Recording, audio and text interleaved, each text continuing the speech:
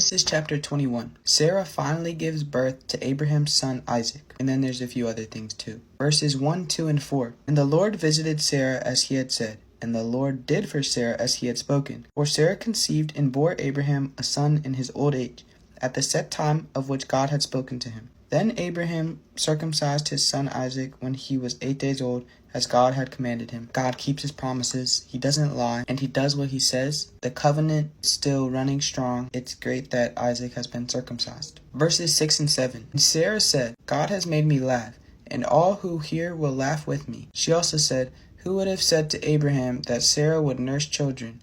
For I have borne him a son in his old age. Sarah is laughing. She's like, oh, I should have just listened from the start. God made me laugh. He was testing me. But she should have had faith, and she never should have doubted in God. Verses 9 through 11. And Sarah saw the son of Hagar, the Egyptian, whom she had borne to Abraham, scoffing. Therefore she said to Abraham, cast out this bondwoman and her son, for the son of this bondwoman shall not be heir with my son, namely with Isaac. The matter was very displeasing in Abraham's sight because of his son. Sarah sees Ishmael, Abraham's other son, laughing and making fun of Isaac, Abraham's new son, and this makes her very angry. So she says, get him and get Hagar out of here. Abraham doesn't really want to because that's still his son. But God said to Abraham, do not let it be displeasing in your sight because of the lad or because of your bondwoman. Whatever Sarah has said to you, listen to her voice, for in Isaac your seed shall be called. Yet I will also make a nation of the son of the bondwoman, because he is your seed. That was verses 12 and 13. God is like, Abraham, just chill, everything will be alright. Listen to your wife. They need to get out of here, but that doesn't mean they're gonna perish. Ishmael is still your descendant. You will be successful. Don't even worry about that. Verse 14. So Abraham rose early in the morning and took bread and a skin of water, putting it on her shoulder.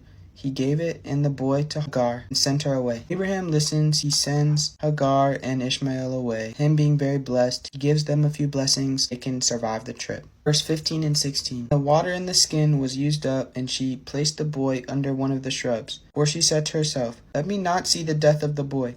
So she sat opposite him and lifted her voice and wept. Hagar is sad. She's crying. They ran out of materials to make the trip. She doesn't want to see her son die. God heard the voice of the lad. Then the angel of God called to Hagar out of heaven and said to her, what ails you, Hagar?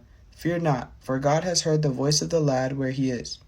Arise, lift up the lad, and hold him with your hand, for I will make him a great nation. God wasn't lying when he said that he would make a great nation out of Ishmael. He's going to protect them, and they will be alright because they have God. Verses 22 and 23. And it came to pass at that time that Abimelech spoke to Abraham, saying, God is with you in all that you do. Now therefore, swear falsely with me, with my offspring, or with my posterity, but that according to the kindness that I have done to you, you will do to me and to the land in which you have dwelt. Abimelech now knows that Abraham is a godly man. He wants some of the blessings too. He's actively pursuing God. He may not be pursuing it the right way because he could go directly to God, but at least he's trying. And it's good to surround yourself with God-loving people. Make the right friends. Verses 24, 25, and 30. And Abraham said, I will swear. Then Abraham rebuked Abimelech because of a well of water which Abimelech's servants had seized. And he said, you will take these 7 ewe lambs from my hand. They may be witness that I have dug this well. Abraham gives Abimelech blessings. He goes through with it. He's a good friend. He has God with him. The blessings may be seen as small now, but a well was very significant, very great thing to have. Abraham genuinely was a good friend to Abimelech